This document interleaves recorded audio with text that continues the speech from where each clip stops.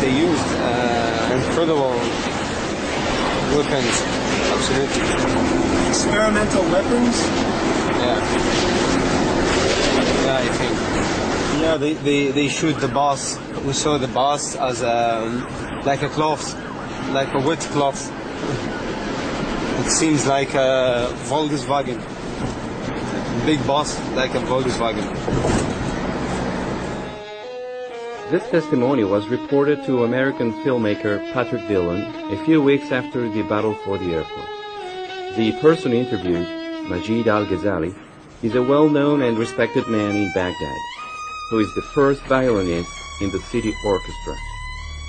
In addition to describing the battle, Majid al-Ghazali wanted to show Patrick Dillon the site near the airport where the mysterious weapon was used, along with the traces of fused metal still visible and the irregularly sized ditches where the bodies were buried before they were exhumed.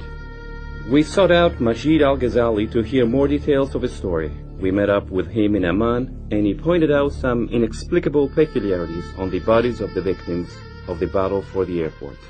Just the head was burned, and the other parts of the bodies wasn't anything that happened on it. Al-Ghazali reported that he had seen 3 passengers in a car, all dead, with their faces and teeth burnt, the body intact, and no sign of projectiles. There wasn't any bullet. I saw the teeth, just the teeth, and no eyes.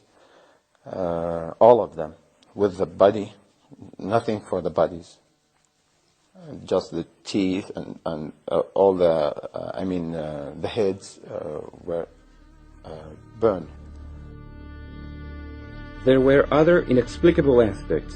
The terrain where the battle took place was dug up by the American military and replaced with other fresh earth. The bodies that were not hit by projectiles had shrunk to just slightly more than 1 meter in height. Except that the bodies is killed by the bullets. Most of them that become very small. It's like that, something like that. We asked Majid what weapon he imagined had been used.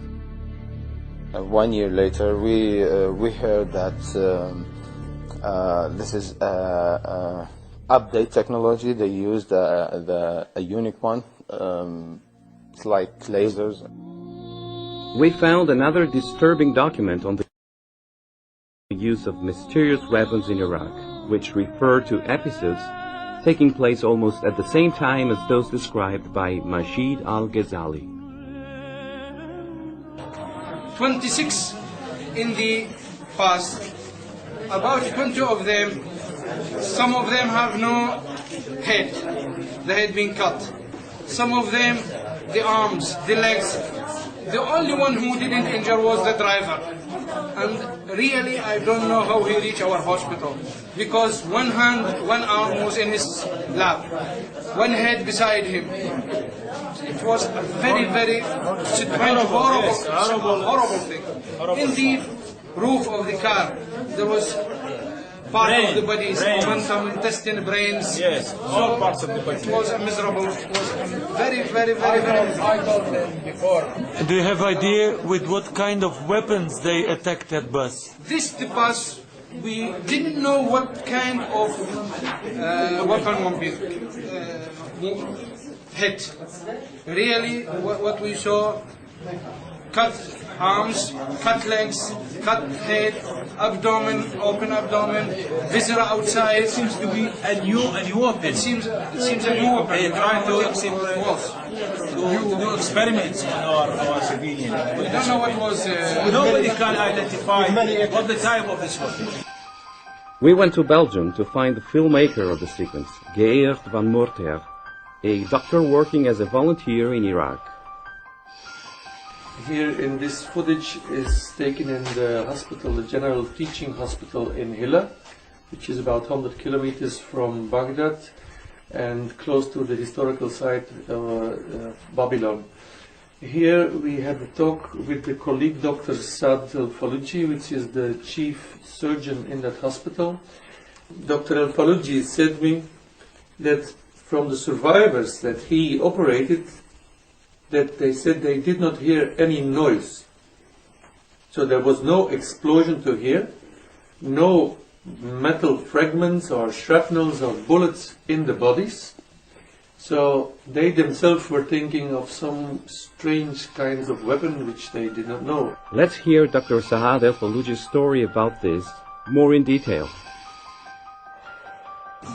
In this past, it was very crowded. They went from Hilla to Kifil to see their families. But before they leave the checkpoint of American checkpoint, they returned back. They said to them, please return, the villagers. They said to them, return back, return back. When he tried to return back, they shoot him from the checkpoint. No gunshot wounds. No, I don't know what it was really. We are here 10 surgeons. We couldn't decide what was the weapon which been hit this car. But inside the bodies you did not discover ordinary bullets. All of them we didn't find bullets. Yeah. We didn't find bullets. But most of the injured people been dead. So they took them immediately to the refrigerator. We couldn't dissect and see. But those who are alive, we couldn't find any kind of shells. We didn't find shells inside their body. Something cutting organs, cutting limbs, attacking the neck, attacking the abdomen, and goes out. Dr. Faluji also ended up speaking about a laser weapon. But I don't think the bombing and the cluster bombs and the laser weapons could bring democracy to our country. As in any war, the war in Iraq left us a dreadful gallery of horror, images of mutilations that not even doctors can explain. The witnesses refer to laser weapons, arms with mysterious effects. We do not know what kind of weapons could produce such terrible effects. We tried to learn more about it by asking for interviews to members of companies manufacturing laser and microwave weapons. Yet, the U.S. Defense Department prevented any information from being released to us. They also did not answer, up to the time the film was edited, the questions we had sent them in order to know whether or not experimental weapons had been tested in Iraq and Afghanistan. We tracked down the Pentagon press conferences from before the beginning of the Second Gulf War to see if they spoke about any new weapons being tested. The words of the Secretary of Defense and General Mayers indicate a willingness to try weapons that had never been used before, and the questions from the press about direct energy and microwave weapons made them visibly uncomfortable. Mr. Secretary, can I ask you a question about some of the technology that you're developing to fight the war on terror, specifically directed energy and high-powered microwave technology? When do you envision that you can weaponize that type of technology? Goodness. It is in, for the most part, the kinds of things you're talking about are in varying early stages. Do you have anything you'd add? I don't think I would add much. I think they are in early stages and probably not ready for employment at this point. In the normal order of things, when you invest in research and development and begin a developmental project, you don't have any intention or expectations that one would use it. On the other hand, the real world intervenes from time to time, and you reach in there and take something out that is still in a developmental stage, and you might use it. So your question's not answerable.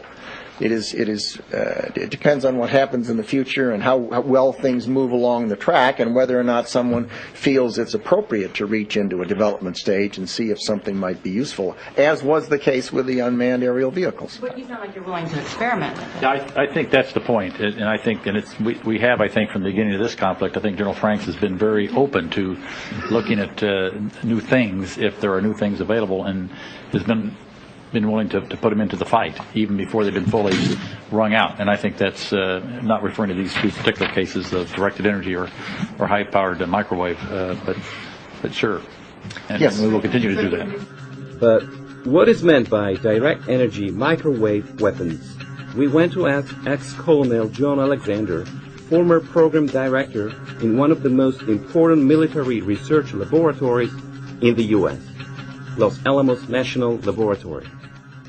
The research and certainly the concepts for directed energy weapons go back many decades. What is happening is that the technology has now advanced sufficiently that we're starting to see the weapons come into fruition. In other words, they're becoming real. There are several types of directed energy weapons, and basically what they do is they're known as speed of light because they shoot electrons very fast over very long distances. Lasers, of course, are in the light range. Then there's microwave weapons that are operating at other frequencies, but basically they're beam weapons in which nothing physical goes out. The electrons move, but the kinetic weapons you're talking about, you're shooting big bullets to go out